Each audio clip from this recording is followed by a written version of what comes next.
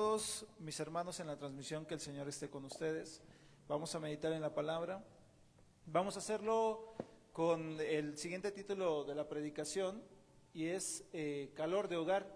Algo que siempre me bendice de estar en la casa del Señor es que podemos sentirnos como en familia. Hoy ya van cuando menos un par de domingos que creo que lo hemos estado haciendo mejor y nos da tiempo para que en la mañana podamos disfrutar de un café como familia. Y la verdad es que es algo lindo poder observar cómo todos pues tenemos la libertad de hablar con los demás y de disfrutar o una galleta o un café o un pan o lo que sea, compartiendo nuestras experiencias quizás de la semana. Eso es calor de hogar. A lo largo de este mes, que es un mes complicado por todo lo que lleva, lo que implica, estaremos hablando de la calidez del Espíritu de Dios.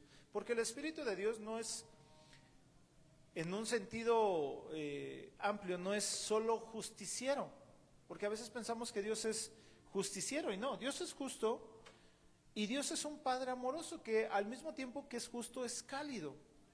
Dios nos permite vivir la vida que vivimos y Él intenta que sea buena en función de que Él es cálido con nosotros.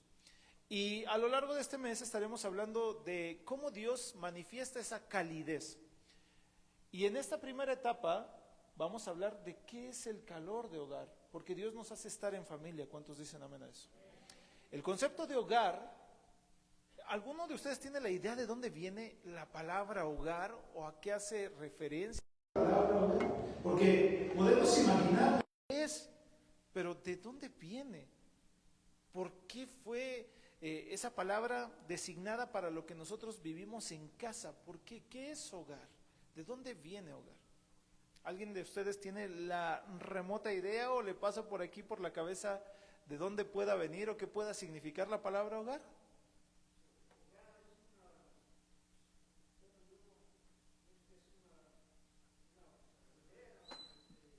Pues hermano, aunque usted no lo crea, tiene toda la razón. El concepto de hogar viene de la palabra hoguera.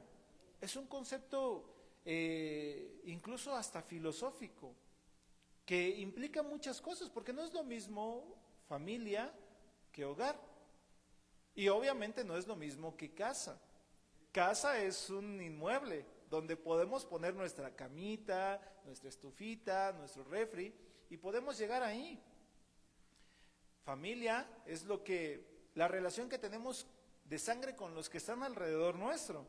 O en la iglesia nos relacionamos con los demás porque aunque no tenemos la misma sangre física, tenemos o compartimos de una misma sangre espiritual, que es la sangre de Cristo, mediante la cual fuimos justificados. Pero hogar viene de hoguera. ¿Y qué es lo que provoca una hoguera en una casa? Calor. Es decir, para estos tiempos me voy a confesar, y esto es una confesión penosa porque habla un poco de la edad a la que ya estoy llegando. Cuando voy a dormirme en esos días, que son días de, pues para mí ya un frío considerable, sé que algunos son aguantadores y como pingüinos aguantan temperaturas bajo cero, yo sé, pero yo no. yo estoy más, soy un poco más débil respecto al frío. Y hay momentos en los que llega el momento de dormir y la verdad, excuso decirles, tengo mis pies muy fríos y digo, no voy a poder dormir porque mis pies están muy fríos. Y tengo un recipiente tipo una botella aplastada, así es como un recipiente médico, que lleno con agua muy caliente, porque es muy grueso, y sella bastante bien, y me lo pongo ahí en los pies y con eso me caliento y puedo dormir a gusto. El concepto de hoguera, el concepto de hogar, es eso, lo que hay en nuestra casa que nos permita estar a gusto. Cuando uno está a gusto, en mi caso, cuando yo estoy a gusto en mi cama porque estoy calientito, puedo descansar de manera adecuada. Cuando nosotros en nuestra casa tenemos ese calor de hogar, podemos desarrollarnos de manera adecuada. No sé si usted ha escuchado a alguien sea quien sea, decir la frase, no quisiera llegar a mi casa, porque parece que ahí me espera el infierno más horrible, ¿no? O sea, ya no es una hoguera, eso ya se convirtió en un infierno total, ¿no? Hay gente que dice, pues, que es más, que hasta lo ven como una tristeza profunda, el que se acabó el tiempo del trabajo y dicen, bueno, vamos a casa. ¿Por qué? No hay calor de hogar en esa casa. Génesis, capítulo 2, versículo 24 y 25, nos expresa un poco de lo que es el calor de hogar que Dios pensó para los seres humanos. Génesis capítulo 1 habla la Biblia de la creación, ¿sí o no? Génesis 1:1 dice la palabra, en el principio creó Dios los cielos y la tierra. Y versículo 2 dice, y la tierra estaba, y el Espíritu de Dios se movía sobre las aguas. Acuérdense de los versículos, porque luego hacemos TikToks y se les olvidan. Por eso no los pueden completar. Y después dijo Dios, alto ahí, vamos a arreglar el desorden, ¿sí o no? Y entonces viene el relato de cómo Dios dijo y se hizo. Dios dijo, hágase esto, hágase aquello, hágase el día, hágase la noche, sepárense las aguas, las que están en el cielo y las que están en el mar, crezcan árboles, haya animales, y al final, en el día sexto, dijo, una vez que vio todo hecho, dijo, le falta algo a mi creación. ¿Qué le faltaba? Y dijo, hagamos al hombre a nuestra imagen, conforme a nuestra semejanza. Es decir, le faltaba la cosa más especial.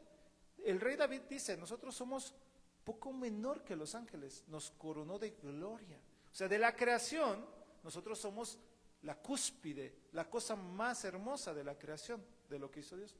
Entonces, ¿en qué momento Dios nos puso en la tierra? ¿En el primer día? ¿En el segundo día? ¿En el tercer día? ¿Qué hubiera pasado si Dios nos pone en el segundo día? No, sí había cosas, pero ¿qué no había? No habían los elementos suficientes para que pudiéramos sobrevivir. Es decir, era un ambiente hostil.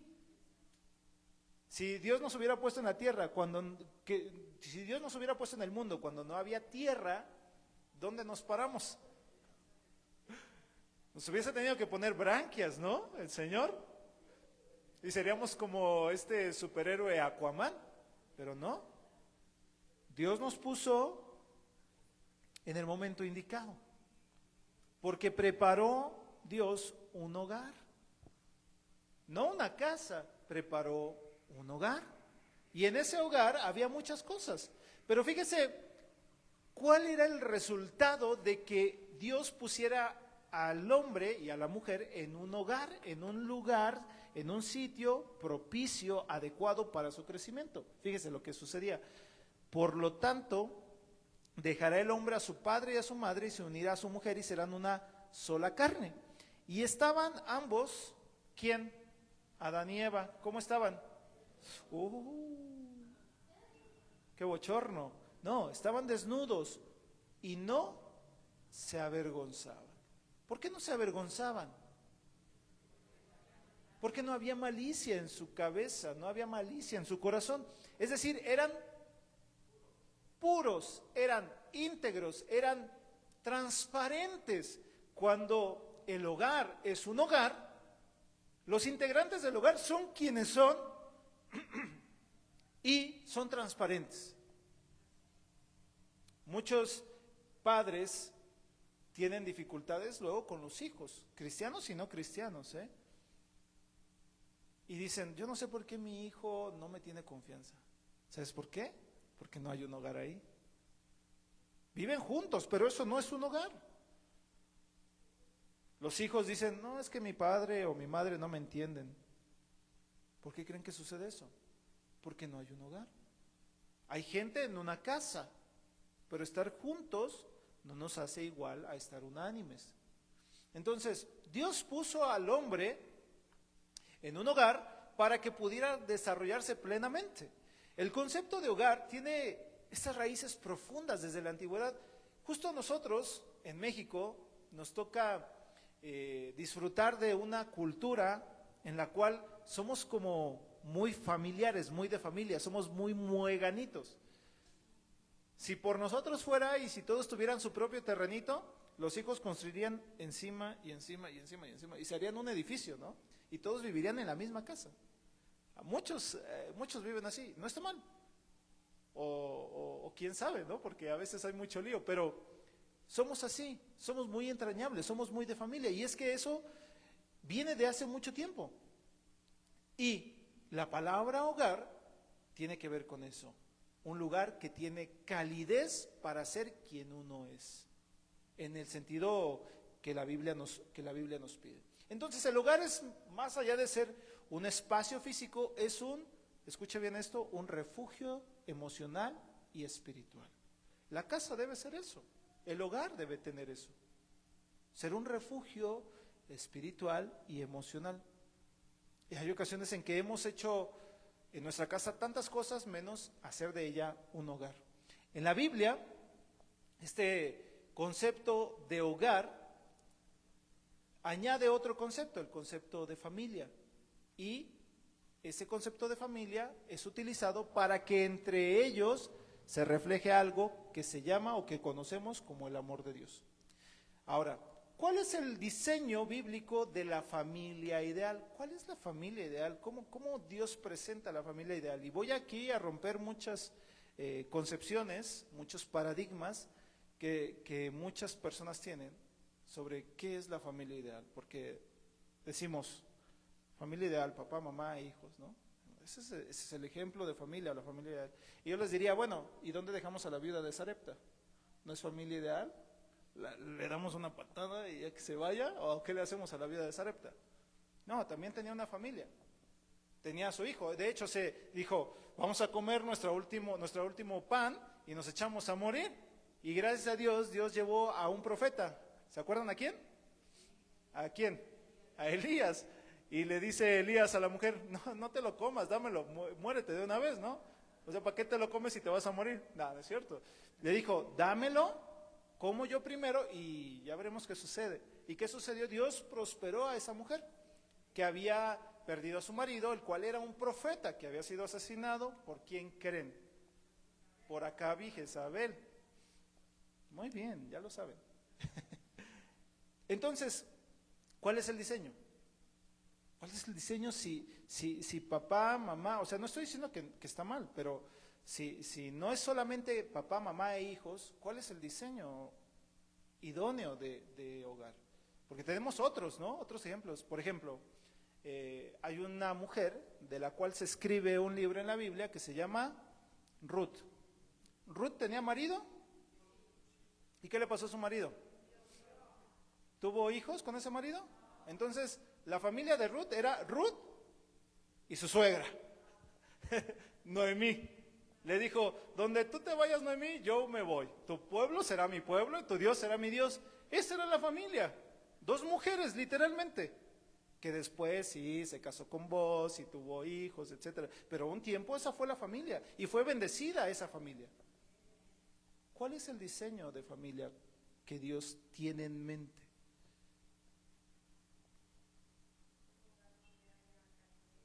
Es más complejo de lo que habíamos pensado. La familia no es esa caja en la que nos habían dicho, este es el modelo, porque hay muchos modelos. Les voy a decir otro concepto, otro estilo de familia. Hay un hombre que escribió 14 cartas en el Nuevo Testamento. ¿Cómo se llama? ¿Cuál era la familia de Pablo? Pablo solamente, ¿no? Algunos dicen, sabrá, a lo mejor si tuvo esposa y se murió, hay unas teorías, algunos muy estudiosos de la palabra sugieren o aseguran que pudo haber estado casado. ¿Pero Pablo tenía hijos? No.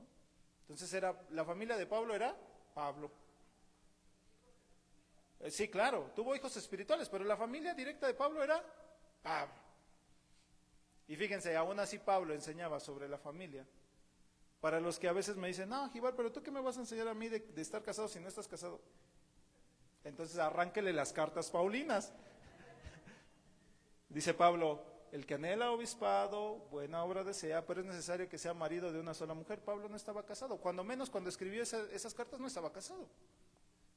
Entonces, porque no estuviera casado, podía hablar o podía no hablar de los matrimonios. No, o sea, él podía hablar porque Dios lo motivaba, lo instaba a hablar. Bueno, pero no nos vayamos por las ramas. Ese es otro ejemplo de familia.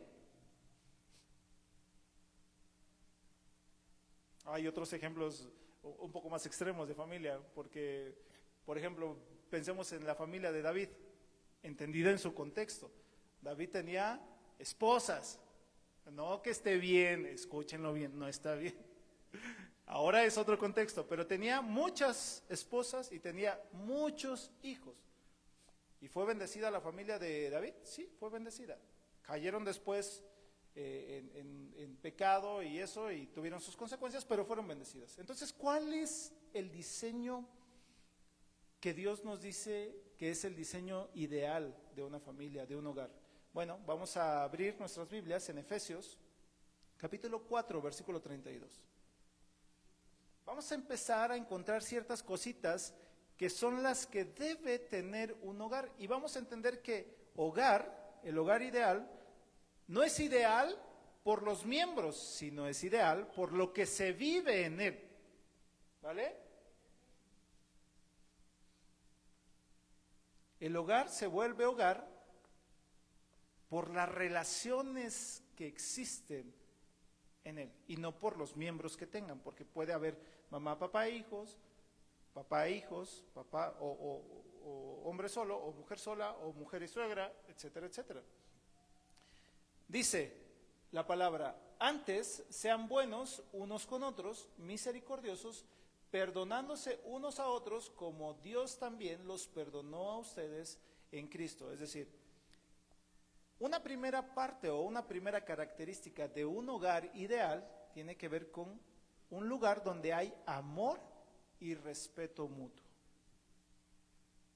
Y todos estos elementos son a evaluar en sus propios casos. O sea, ustedes, cada uno de nosotros tenemos que evaluarnos.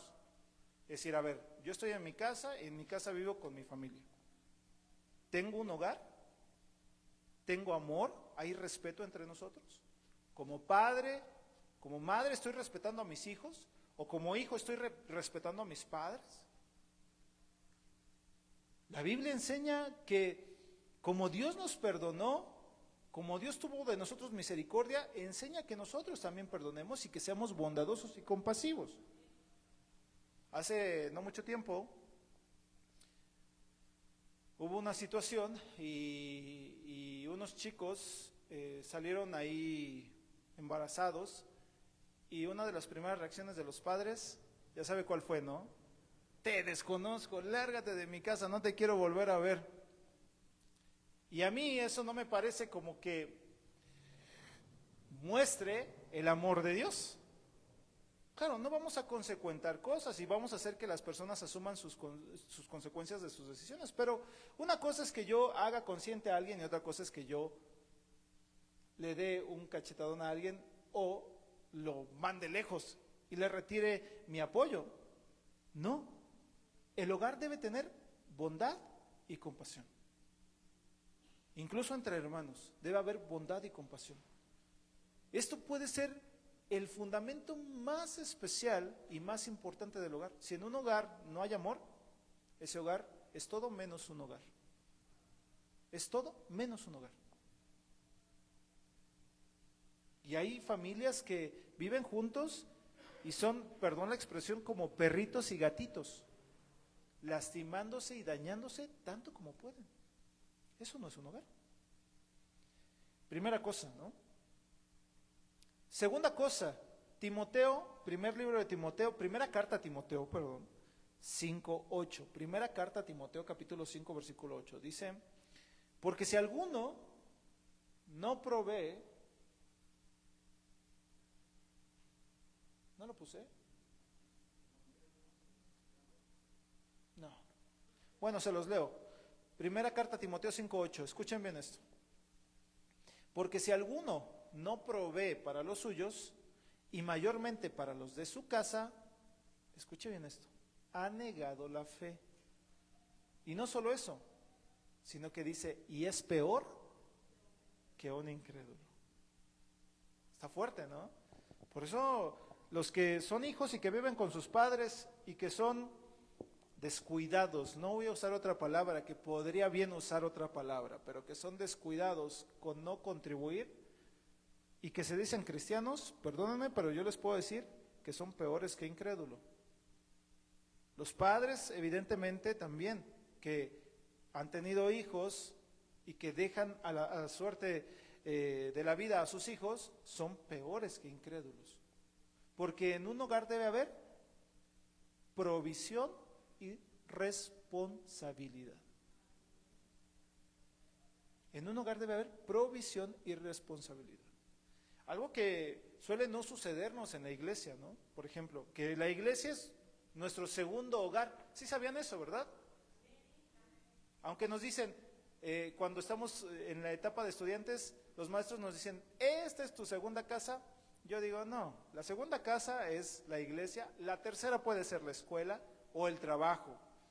Pero en importancia, en orden de importancia, tenemos nuestro hogar, que es con nuestra familia, y después la iglesia, que es nuestra otra familia. Todos los principios que se aplican a nuestra familia de sangre, se aplican a la familia de la iglesia de Cristo. Tenemos que ser inteligentes y escuchar, dice la palabra, el que tiene oídos para oír, escuche. Entonces, primero amor, después provisión y responsabilidad. ¿Qué es proveer? Cuidar con diligencia. Los padres deben cuidar con diligencia a los hijos. Hoy en día hemos sustituido, o los padres, no todos, muchos han sustituido el desarrollo de sus hijos de la televisión a los smartphones. ¿Qué hacen los padres? Le compro una tablet a mi hijo o a mi hija. Hay que se divierta, que vea Pocoyo o Paw Patrol o ¿cómo se llama esta cancioncita? La de Baby Shark, y que se divierta, ¿no? Y los padres se ausentan. No, pues yo tengo mucho trabajo que hacer. No, entonces no estás cumpliendo con diligencia ir formando tu hogar. Y cuando ese niño, esa niña crezcan, ¿sabes qué va a pasar? Van a estar distanciados de ti. No van a tener un sentido de identidad, no van a tener una educación, no van a tener una cultura, no van a tener valores, y entonces van a ser fácilmente influenciables. Y entonces un día encontrarás al muchacho o a la muchacha haciendo cosas ilegales, cosas indebidas, destruyendo su vida, y te jalarás los cabellos y dirás, Dios, pero ¿por qué me maltratas? ¿Por qué me haces esto a mí? ¿Por qué tengo que vivir esto? Porque no fuiste diligente, porque tenías todo menos un hogar. Entonces, provisión y responsabilidad. Tercera cosa, Marcos 3:25. No sé si ese sí lo puse, ¿no? Gracias a Dios que sí lo puse. Marcos 3:25 dice, y si una casa está dividida contra sí misma, tal casa no puede, ¿qué cosa? No permanece, no sobrevive. Un hogar debe tener unidad y armonía. No significa que todos deben pensar lo mismo. Es como aquí en la iglesia, todos somos diferentes, pensamos diferente, queremos cosas diferentes, pero ¿por qué nos mantenemos juntos? Porque hay una unidad. ¿Cuál es esa unidad? ¿Qué es lo que nos mantiene juntos? ¿Qué es lo que nos hace decirnos hermanos? ¿Que creemos en quién? Y aunque a usted le guste irle a un equipo de fútbol y a algunos le guste irle a otro, ambos dicen, no me importa que tú le vayas al América, al Cruz Azul, a la Chivas, lo que me interesa es que tú también amas a Dios como yo lo amo. Eso es lo que nos mantiene unidos. Y en la casa tiene que ser exactamente igual. Hay a quien le gusta un género musical y hay a quien le gusta el otro género musical. Hay a quien le gusta la música clásica y hay a quien le gustan las rancheras. ¿Y qué tienen que hacer? Unificarse. ¿En los gustos personales? No, en el corazón. ¿Cuál es el corazón? Respetar a nuestros padres. ¿Cuál es el corazón? Ser honestos. ¿Cuál es el corazón? Ser íntegros.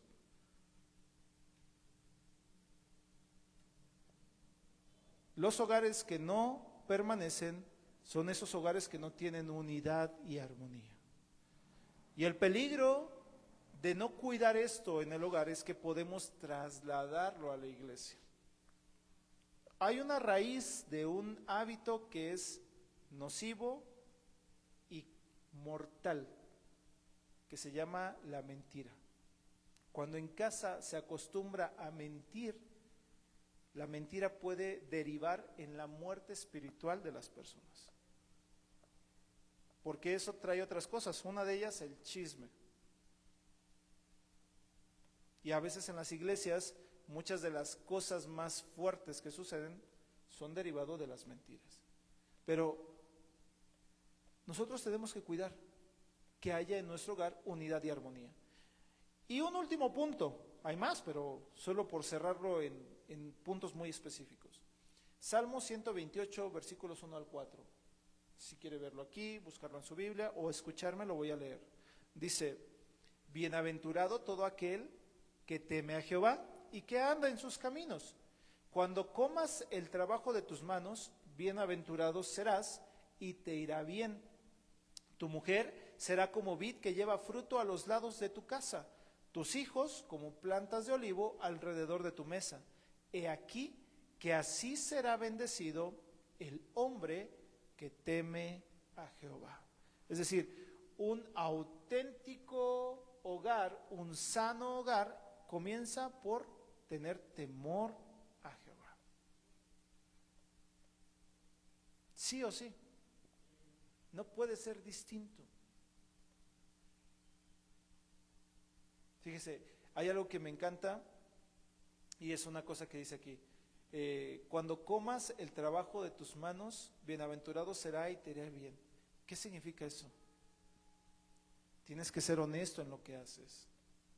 Tienes que ganarte lo que comes. Tiene que ser genuino, tiene que ser digno, porque lo has ganado con tu esfuerzo, con tu conocimiento. Hoy en día pareciera esto un absurdo, pero lo vemos muy simple. Hace no muchos días me apareció una notificación en redes sociales y decía: TikToker famoso y su novia desaparecieron.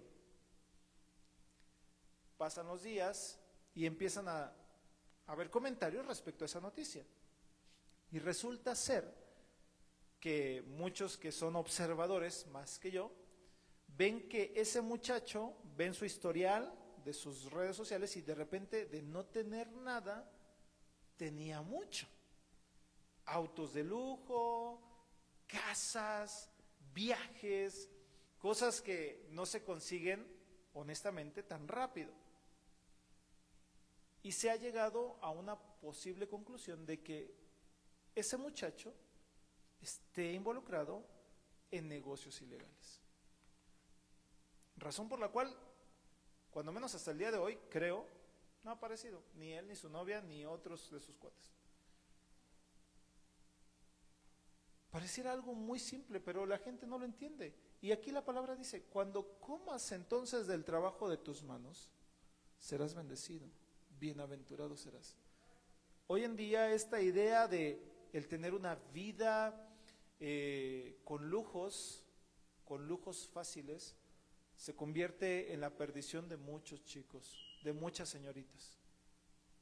Ese amor al dinero corrompe los corazones de las personas. Y en un hogar que está en bendición y que está en prosperidad, se puede vivir de esto, de honestidad a la hora de generar sus propios ingresos, como una vid fructífera, como una vid que tiene vástagos de olivo. Pero esto viene como resultado de tener temor a Jehová. Si nosotros no tenemos temor a Jehová, nos podremos corromper muy fácilmente. Estar en un hogar entonces puede contribuir al desarrollo de una serie de cosas necesarias para el desarrollo de los seres humanos. Regresando al ejemplo del Génesis, había un huerto, había animalitos, había fruto, había agua, había montañas, había vegetación y había todo lo necesario. Había un solecito, había una luna, había un viento, había todo. Y el ser humano, dice la Biblia, que estaba, no se avergonzaba, era quien tenía que ser. Adán hablaba con el creador de todas las cosas y lo hacía con libertad, lo hacía con alegría.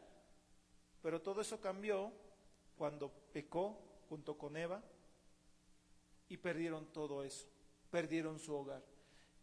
Estar en un buen hogar puede contribuir al desarrollo de las cosas necesarias para nosotros. Si ustedes como padres quieren ver a sus hijos desarrollados plenamente, tienen que brindarles un hogar. Y hay puntos en los cuales los padres, por sus propios traumas, por sus propios complejos, desean ver en sus hijos lo que ellos pudieron hacer con sus vidas, ¿no? Y eso pasa mucho en las universidades. Siempre les pregunto a los que puedo, ¿tú por qué estudias esto? Hace no mucho le pregunté a una persona que me dijo, me recibí de ingeniería en metalurgia. Me dije, ok. Le dije, ¿y te gusta?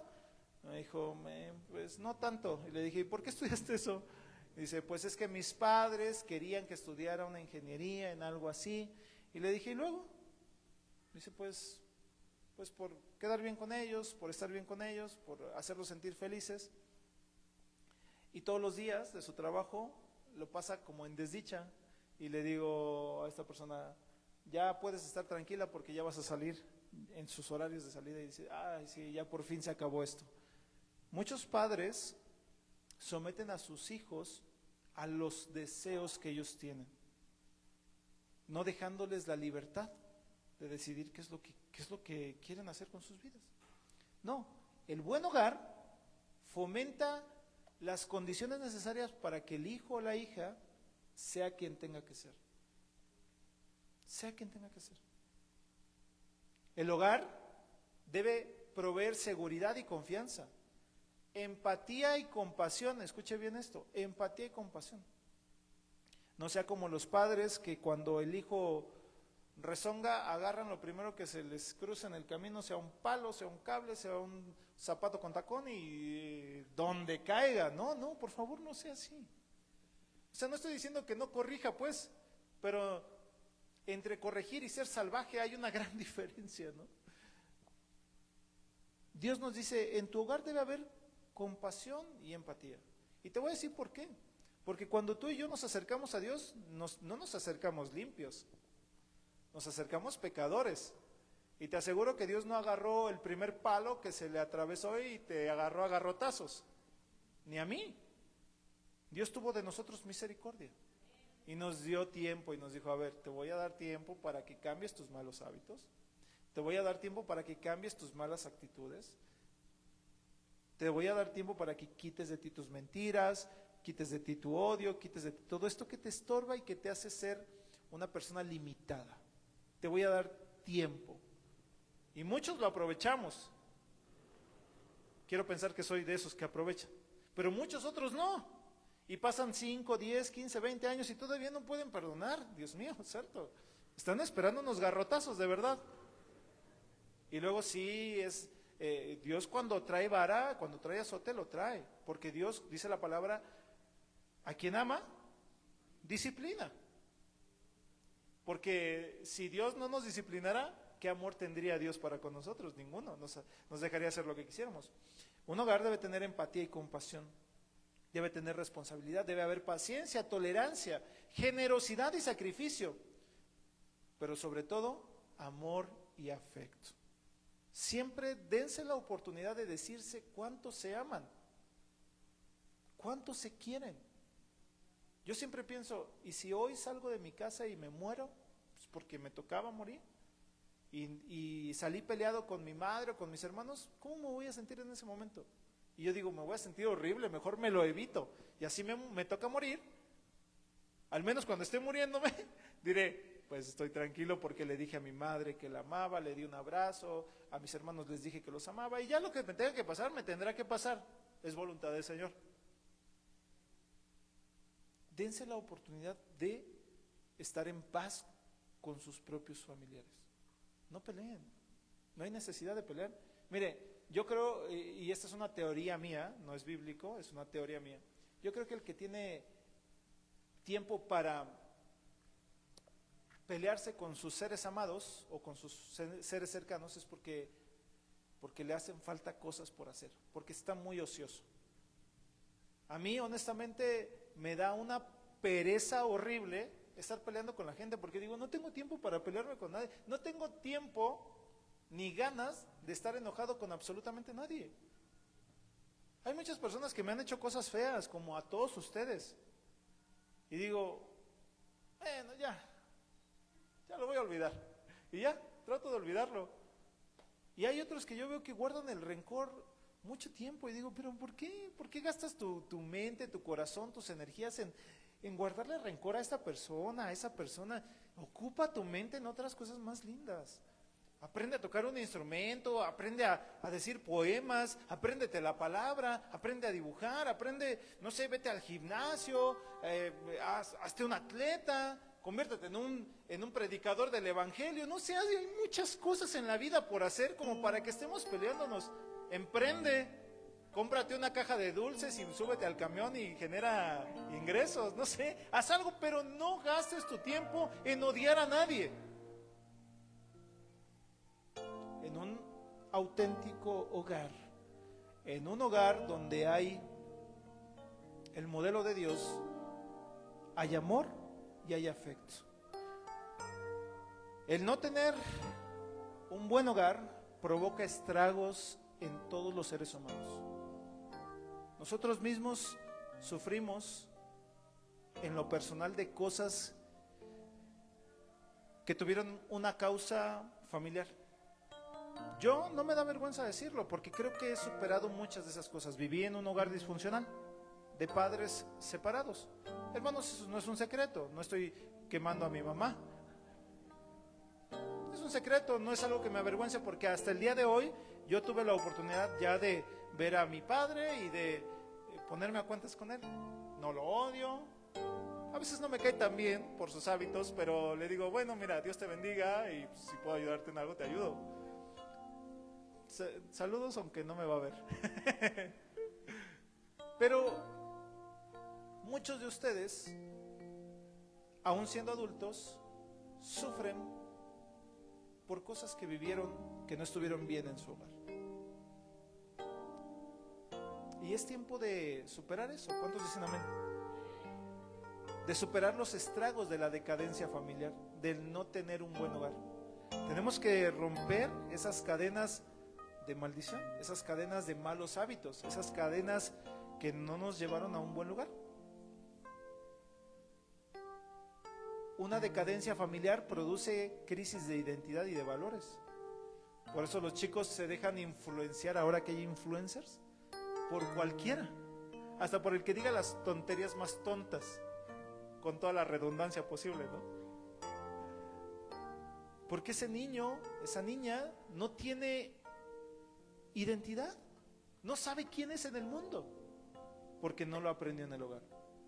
La decadencia trae aumento de problemas emocionales. Vivimos en la etapa de la humanidad en el que la depresión, la ansiedad y el estrés se convierten en la enfermedad más recurrente. ¿Por qué existen esas cosas? Porque no se fortaleció desde el hogar, porque hubo problemas en el hogar. La decadencia familiar trae fragmentación social. Hoy en día todos se pelean contra todos, no sé si usted lo ha visto. Este grupo se pelea con este otro grupo, y las mujeres con los hombres, y los adultos con los jóvenes.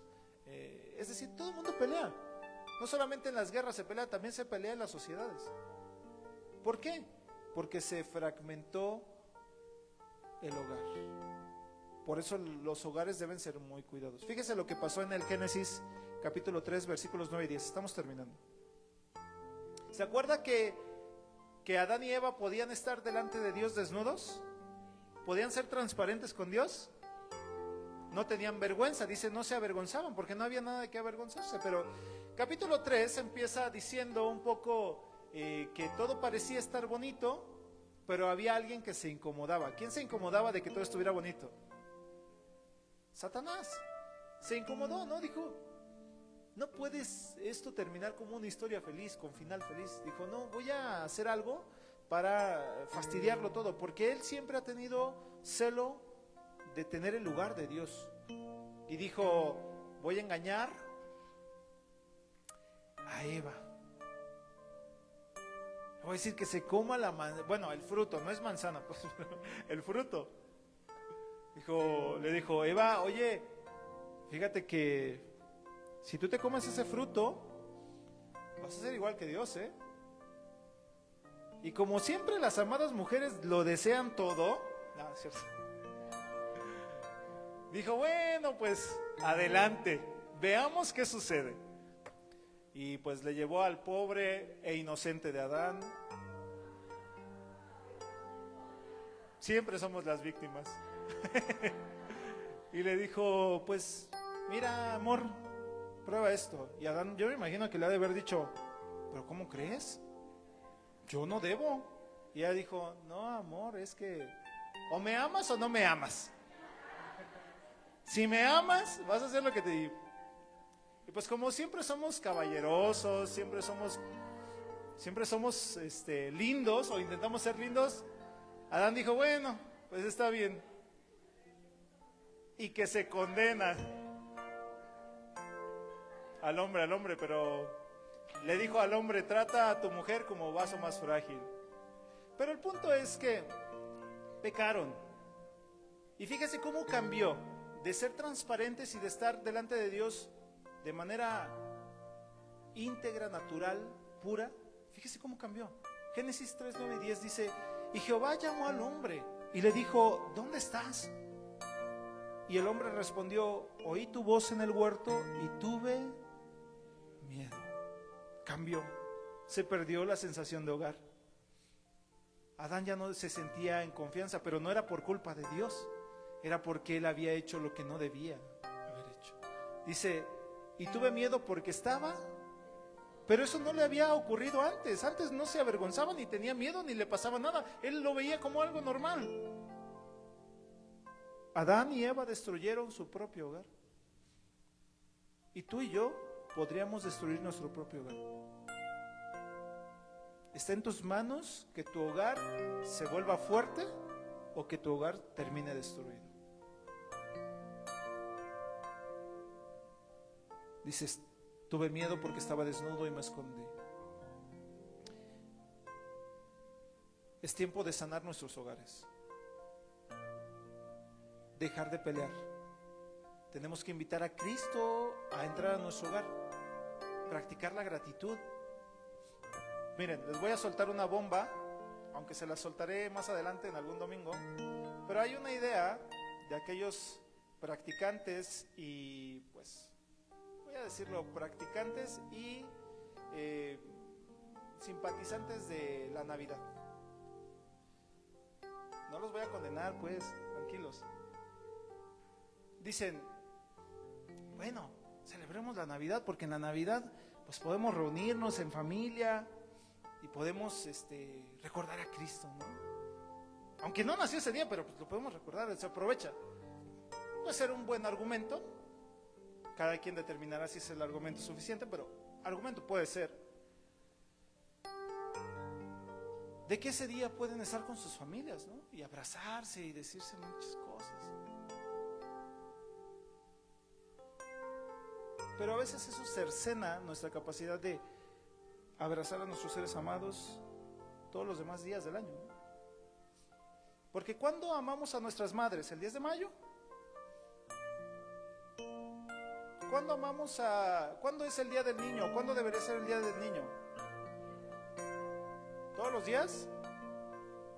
Ya escucharon, niños, todos los días les tienen que comprar un juguete, ¿eh?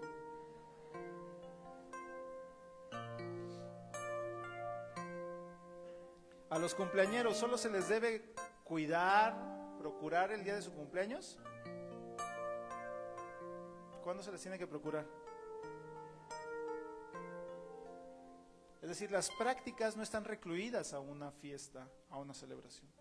Hay una celebración en el pueblo judío que es el Yom Kippur. ¿Saben qué se festeja ese día? ¿O qué celebran ellos? es el día del perdón. Ese día tienen la práctica de perdonar, pero ¿se debe perdonar solo en el Yom Kippur? Todos los días. Nosotros tenemos que invitar a Cristo a nuestro hogar todos los días, no solamente el domingo. Tenemos que practicar la gratitud todos los días, no solamente cuando nos dan algo. Tenemos que fomentar la comunión y el perdón todos los días. ¿Cuántos de nosotros hemos perdido esa capacidad de fomentar la comunión entre nosotros? Y les voy a decir el ejemplo más obvio. Hay personas sentadas en una sala o hay personas sentadas en una mesa y todos están en su propio teléfono. Cada uno viendo sus propias cosas. Están ahí, pero están lejos el uno del otro. Y empezando por los padres, ¿no? Que son los primeros que están ahí mandando piolines con sus oraciones a los grupos de WhatsApp, ¿no? Basta, suelten el teléfono, están sus hijos ahí, aprovéchenlos. Un día no los van a tener o un día no van a estar. Y entonces ese día ni con todos los piolines que manden van a poder recuperar el tiempo perdido. O sea, no está mal que manden piolín, ¿no? Siempre es bueno también. Pero lo primero es lo primero. ¿Cuántos dicen amén? Y se tienen que establecer prioridades. Cierro con 2 versículos. Ageo 1:14. Y despertó Jehová el espíritu de Zorobabel, hijo de Salatiel, gobernador de Judá, y el espíritu de Josué, hijo de Josadac, sumo sacerdote, y el espíritu de todo el resto del pueblo, y vinieron y trabajaron en la casa de Jehová de los ejércitos, su Dios. Esto es después del exilio, cuando regresaron los que estaban cautivos, que regresaron a Judá. Empezaron a trabajar en restaurar el templo, el que fue el segundo templo. Y de aquí quiero resaltar una palabra que tiene que ver con avivar. Bueno, aquí dice despertó Jehová el espíritu. Esa palabra despertó viene de la raíz hebrea que es Ur, como Ur, de donde vivía Abraham, Ur de los caldeos. Ur, esa palabra significa estar desnudo. Entonces, cuando Dios despertó el espíritu de aquellos que construyeron el segundo templo, a lo que se refiere es a que les acondicionó mental y emocionalmente lo necesario para que volvieran a estar en comunión pura con Él. Ya no tenían miedo, no tenían nada y dijeron, vamos a hacer nuestro templo, vamos a estar en comunión otra vez con nuestro Padre. Y esto tiene un paralelismo en el Nuevo Testamento y está en la segunda carta a Timoteo 1:6. Pablo le dice a Timoteo, yo te aconsejo que avives el fuego del don de Dios que está en ti por la imposición de mis manos. La palabra griega, este caso es griego, es anasopureo. Y anasopureo significa avivar. Es decir, cuando tú te acercas a Dios y cuando realmente tienes una comunión con Él, puedes estar delante de Dios limpio de conciencia y puedes ser transparente con Él. A veces nosotros pensamos que nos escondemos de Dios. De Dios nadie se esconde. Y si te estás escondiendo es porque tienes miedo. Como aquel día Adán cuando Dios lo buscó y dijo, tuve miedo porque entendí que estaba desnudo. Y a veces nos escondemos de Dios porque decimos, Señor, yo sé que estoy pecando, yo sé que estoy haciendo mal las cosas, sé que estoy destruyendo y que estoy haciendo y caminando donde no debería caminar y por eso me escondo de ti. Tenemos que estar desnudos y transparentes delante de Dios. Eso es avivar. Avivar no es gritar. Avivar no es cantar canciones que nos hagan movernos. Eso no es avivar. Muchas veces yo lo entendía cuando mi pastor me decía, vamos a tener los cultos de avivamiento. Y yo para mí era, pues como decía, bueno, un culto muy emocional, de mucha festividad. Pero no, avivar es otra cosa más profunda.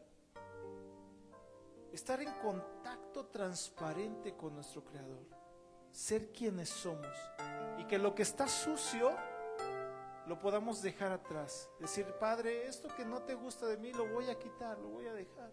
Y si me cuesta, ayúdame, pero voy a ser diferente. Calor de hogar. Todo eso es el reto personal que tú tienes para hacer en casa. ¿Cómo esté tu hogar? No lo sé. Tú eres el que le puedes poner el termómetro a tu hogar. Evalúalo cómo está. Y si no está tan bien, si no está tan sano, aplícale el procedimiento que ya hemos visto. Ponte en pie, oremos. Padre, en el nombre de Jesús, gracias porque hemos podido meditar en tu palabra y porque hemos podido internarnos en este concepto de calor de hogar. Sí, a veces hemos perdido el rumbo y a veces hemos perdido las bases más importantes y más necesarias para nuestro desarrollo pleno. Creo que como sociedad el concepto de hogar, de familia, ha sido dañado, lastimado al punto en el que la sociedad se degrada, los valores se degradan y todo el mundo quiere estar en guerra con todo el mundo. Pero tú nos traes, Señor, una conciencia nueva de cómo debemos construir nuestro hogar, para que entonces los seres humanos tengamos buenos valores, que tengamos buenos principios, que podamos tener una identidad definida y que podamos con ellos, Señor, honrarte todos los días de nuestra vida. Hoy te agradezco porque hemos podido interiorizarlo y te pido, Padre, que podamos vivirlo y que los hogares que están representados aquí en esta iglesia y en todas las iglesias, Señor, puedan ser restaurados. Porque no es por los miembros, Señor, que somos hogares, sino por las relaciones que tenemos con esos miembros. Padre, gracias por esa enseñanza útil para nuestro día a día. Y en esta hora, Padre, quiero agradecerte que en esa conciencia podemos tener nuestro memorial de la Cena del Señor, que nos hace pensar en que nos has hecho familia espiritual. Nos has cubierto a todos con tu sangre preciosa y nos has dado esa unidad. Como lo hacían en aquellos días de la primera iglesia, compartían todos el pan unánimes y con gozo en el templo y por las casas, con alegría de corazón. Esa es la actitud de aquel que quiere tener y estar en un buen hogar, tener una buena actitud para construir ese hogar. Hoy recordamos con sumo respeto el que tú hayas dado tu vida por nuestra vida, el que tú te hayas dado en sacrificio para darnos vida eterna. Señor, no merecemos nada, no merecíamos ese amor, pero tú lo tuviste. Te amamos porque nos amaste. Y hoy, Señor, no nos queda más que decirte gracias por tan grande acto de bondad y de amor hacia absolutamente toda la humanidad. Que podamos honrarte de manera pura y honesta y que no tomemos este memorial de manera indigna, sino que hagamos conciencia real de lo que implica decir que somos cristianos. Que no solo seamos cristianos el domingo que estamos en la iglesia, sino que seamos cristianos y manifestemos tu amor todos los días de nuestra vida. Señor, al final eso es aprender a seguirte. Hoy te agradezco este tiempo de memorial en el que recordamos ese momento especial y trascendente. En el bendito nombre de Jesús. Amén y amén.